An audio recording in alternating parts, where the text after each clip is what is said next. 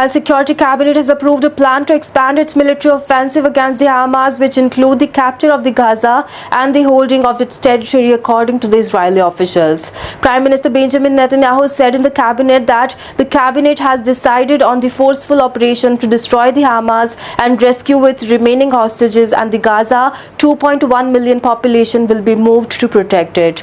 Also, he said that how much territory will be seized by the troops, and he also stressed about that they will not enter and come out. The cabinet has also approved in principle a plan to deliver aid through the private companies, which would end a 2-month blockade the United Nations says has caused the severe flood and the food damages. Also, the United Nations and other aid agencies have said that the proposal would be a breach of the basic humanitarian principle and that they will not cooperate.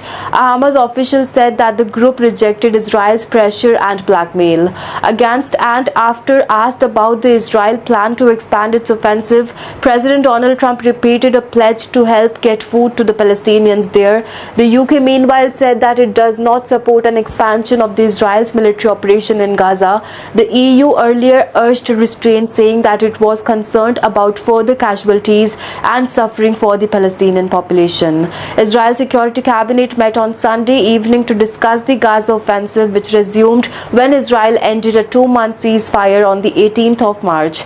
Also, an Israel official was briefed the media that on Monday morning said that the ministers voted unanimously to approve a plan proposed by the Israeli military chief of state and the general staff, that is the Eyal Zamir, to defeat the Hamas in Gaza and return the hostages. The plan will include, among other things, the capture of the Strip and the holding the territories, moving the Gazan population south for its defense, denying the Hamas the ability to distribute to the humanitarian supplies, and powerful attack against Hamas, the official have said.